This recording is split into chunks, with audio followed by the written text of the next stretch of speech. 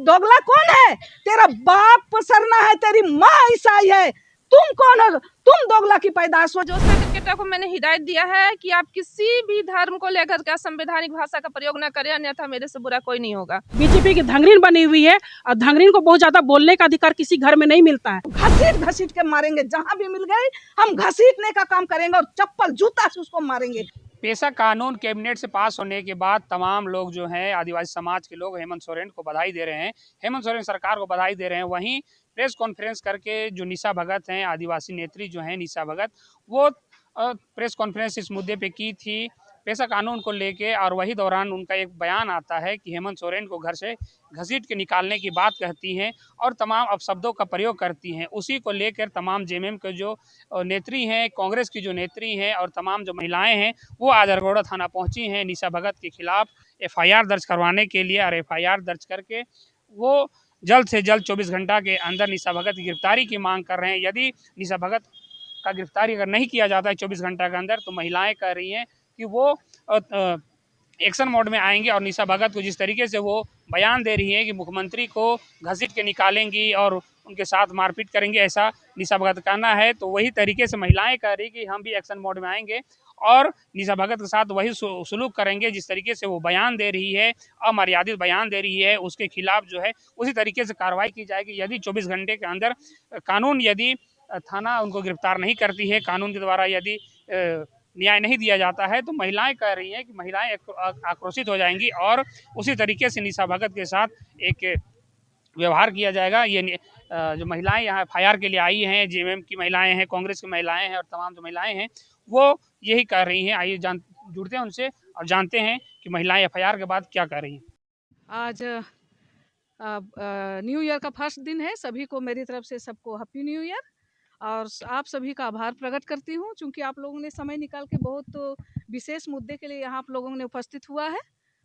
आज यहाँ हम लोग सभी महिलाओं का यहाँ उपस्थित होने का एक ही कारण था कि जिस तरह निशा भगत आए दिन झारखंड में जिस तरह से आग उगलने का काम कर रही है, हम मानते हैं कि इस स्वतंत्र देश में सबको बोलने की आज़ादी है, लेकिन उस जिस तरह से वो बोल रही है वो कतई हमें बर्दाश्त नहीं करेंगे हम।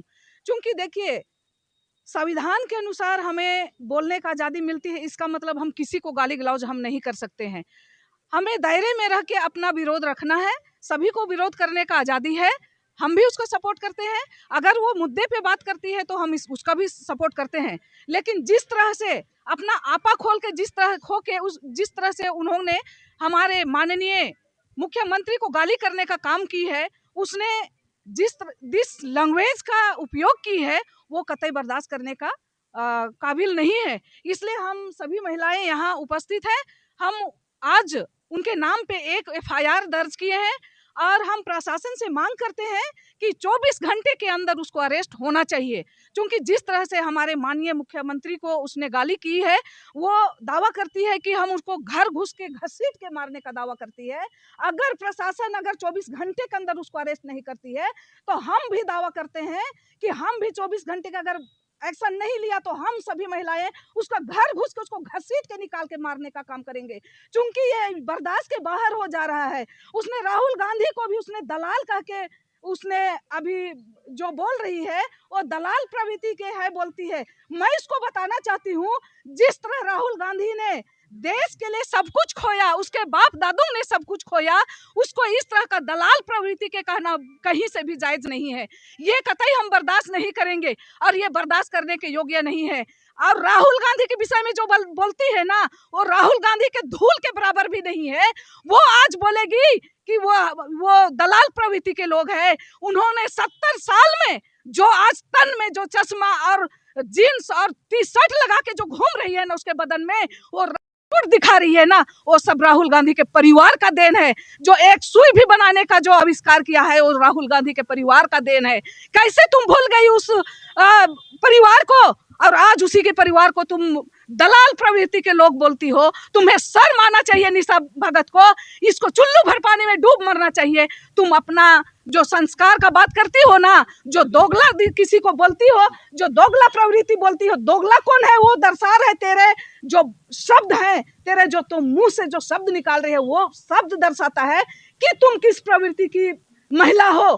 अपनी जो महिला होने का इतना भी गुरूर मत करो, अपने दायरे को पार मत करो। दायरा तुमको पार करना आता है ना, तो हम जो महिलाएं यहाँ खड़ी है ना, हमें भी दायरा पार करने आता है। चुप है इसका मतलब ये मत समझो कि महिलाएं चुप है। अब तुम अगर प्रशासन को दोबारा मैं चेताना चाहती हूँ, अगर 24 घंटे के अंदर उसको अरेस्ट नहीं किया तो यही महिलाएं हैं जो उसको अंदर से घुस के निकाल के उसको चप्पल जूता से मारने का काम करेंगे। ये याद रखना चाहिए। जो इस झारखंड का राज के लिए जिस परिवार के शिबू सोरेन ने इस झारखंड को अलग करने के लिए उसने एड़ी चोटी अपना खून पसीना बहाया, उसको आज तुम उसके बेटे को तुम दलाल प्रवृत्ति बोलती हो। तुमको शर्म आना चाहिए। तुम क्या हो, तुम पहले अपना डिसाइड करो। तुम दूसरे को दोगला बोलती हो ना, दोगला कौन है? तेरा बाप पसरना है, तेरी माँ ईसाई है। तुम कौन हो? तुम दोगला की पैदाइश हो, इसलिए तुम दूसरे को दोगला प्रवृत्ति बोलती हो। तुम पहले अपना गिरेबान में झांक के देखो कि तुम किसकी पैदाइश हो। तुम दोगला की पैदाइश हो, इसलिए दूसरे को दोगला बोलती हो।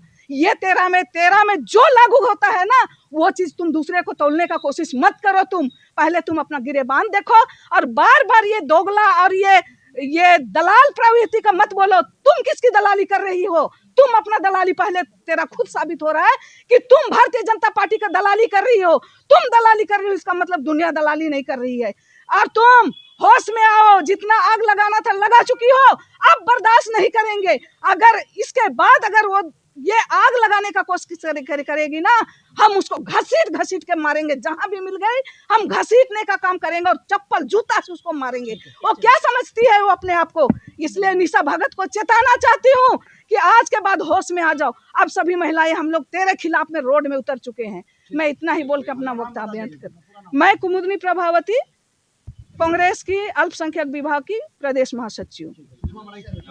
आए दिन निशा भगत समाज में जहर घोलने का काम कर रही है।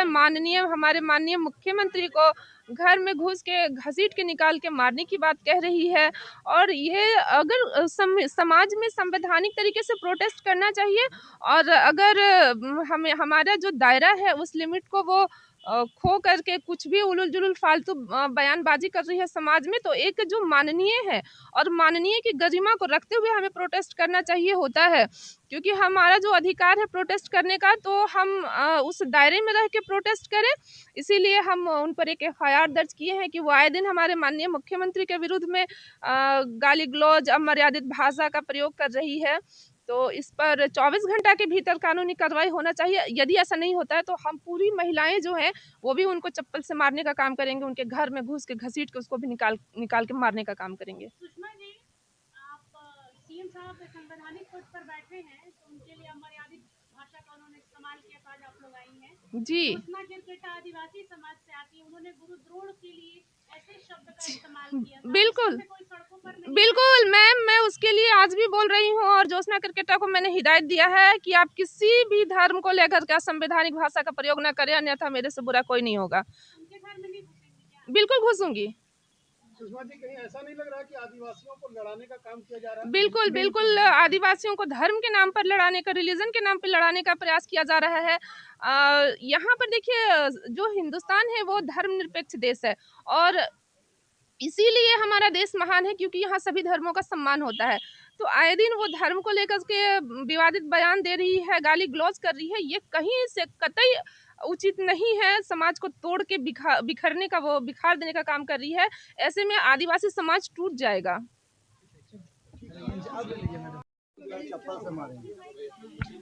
देखिए, जिस तरह से निशा भगत का अमर्यादित भाषा, उसके शब्द वर्तनी पर पिछले साल भर से आप तमाम मीडिया बंधुओं के साथ साथ में राज्य की जनता सुन रही है और देख रही है।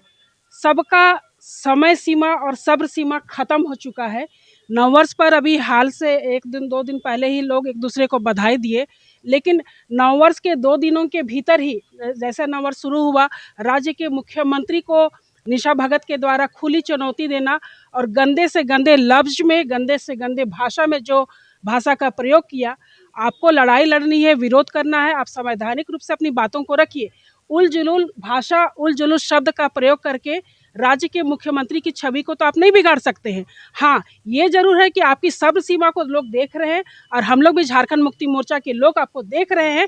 कहीं ऐसा ना हो कि आपका सब्र सीमा जो है वो हम लोगों के लिए धैर्य को खो दे और हम लोग भी आपकी भाषा को ना स्वीकारते हुए हम लोग आपकी ही भाषा में आपको समझाने का काम करेंगे। रहा बात कि ये जो निशा भगत जो काम कर रही है, जो बोलने का काम कर रही है, वो भारतीय जनता पार्टी की वो धांगरीन है। धांगरीन इस मायने में कि हम लोग धांगर रखते हैं अपने घर में, धांगर को वही भाषा बोला जाता है, सिखाया जाता है, जो हम बोलेंगे वही करेंगे। तो निशा भगत को भी ये टारगेट मिला हुआ है, सोते उठते बैठते जागते हर समय सरना ईसाई बोल के समाज को दो भाग में बांटो, लड़ाई लगवाते रहो। तो उसको वो भारतीय जनता पार्टी की धांगरीन बन चुकी है।